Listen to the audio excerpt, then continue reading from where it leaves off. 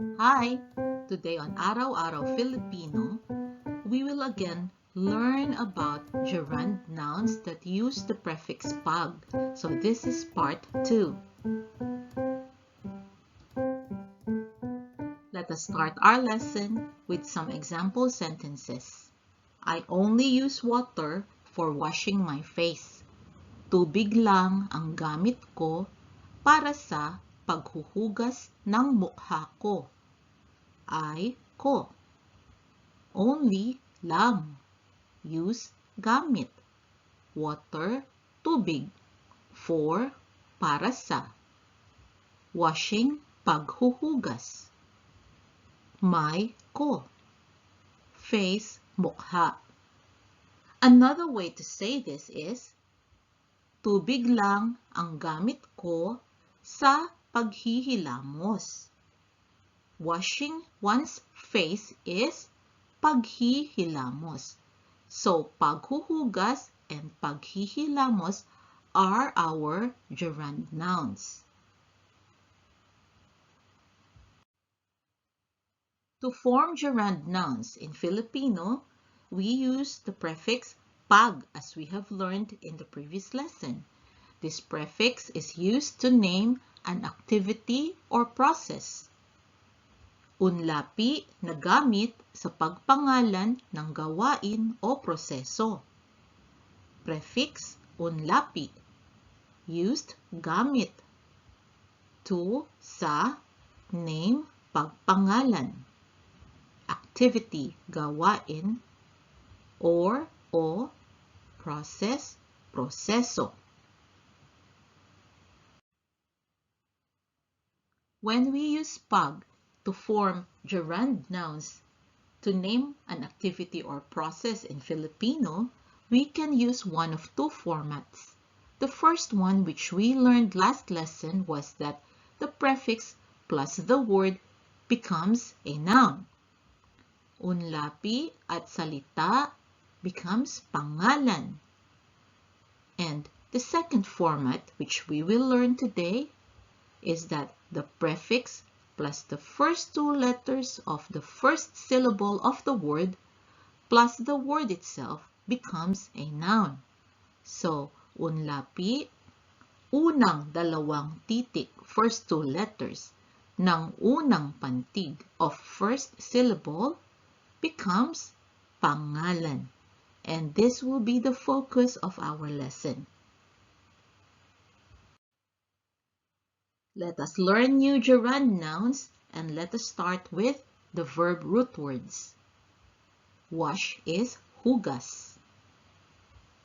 Washing the face, wash face, hilamos.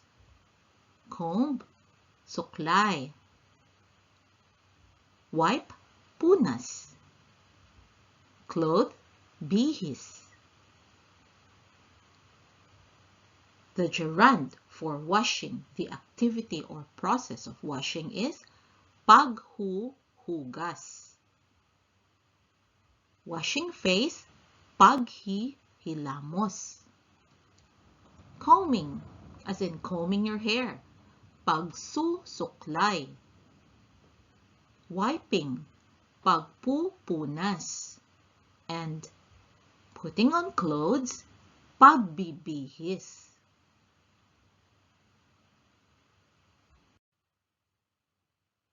Now let us use some of those new gerund nouns in example sentences. A soft towel is good for wiping a baby's face.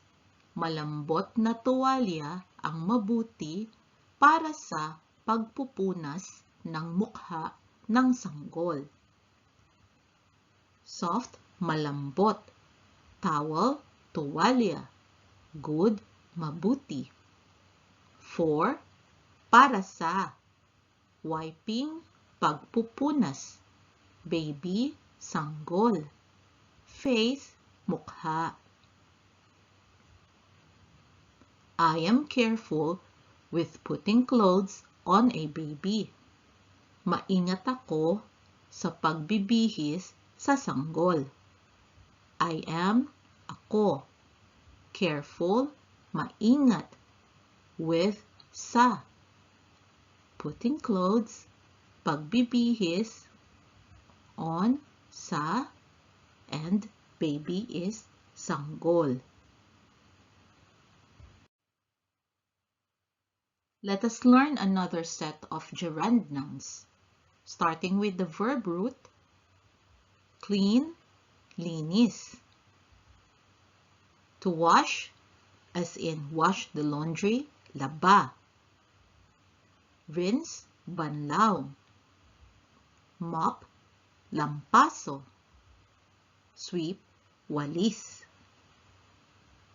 Cleaning is paglilinis. Washing laundry, paglalaba. Rinsing, pagbabanlaw. Mopping, paglalampaso. And sweeping, pagwawalis.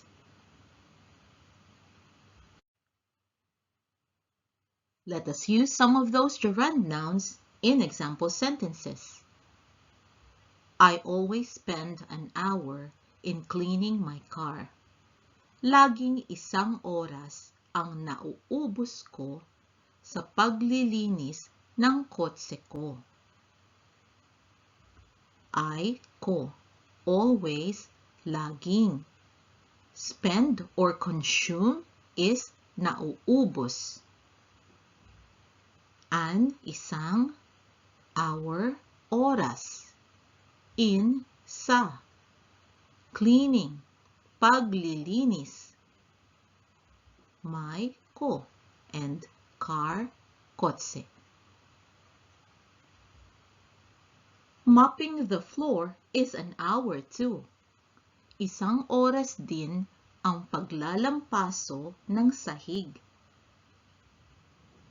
Mopping, paglalampaso. Floor, sahig.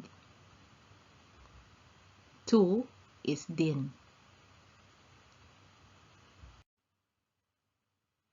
Let us look at another set of examples. Do you need help with doing the laundry? Kailangan mo ba ng tulong sa paglalaba? You, mo.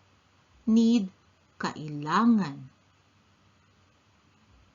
Help, tulong. Do you need help? Kailangan mo ba ng tulong? With, sa. Doing the laundry, paglalaba, or washing the laundry, paglalaba. Thank you. Just help me with rinsing, please. Salamat. Pakitulungan lang ako sa pagbabanlaw. Thank you. Salamat. Just lang. Help with a please is pakitulungan. Me, ako. With, sa, rinsing, pagbabanlaw. Here is one more set of gerund nouns, starting with the verb root, think, isip. To speak or talk, salita. To talk to another person, usap. Say, sabi. Hide, tago. Change, bago. The gerund nouns that we can form from this are thinking, pag-iisip. You notice the dash? When the root word starts with a vowel, we put a dash right after pag. Speaking, pagsasalita. And because salita starts with a consonant, we do not need to put a dash. Talking, pag-uusap. Saying, pagsasabi. Hiding, pagtatago. And changing, pagbabago.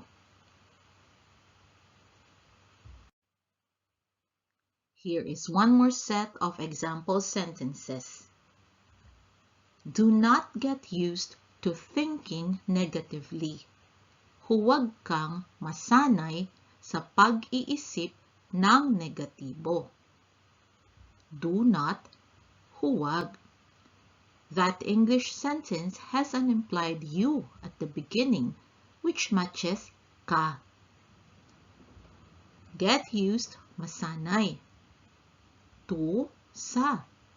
Thinking, pag-iisip.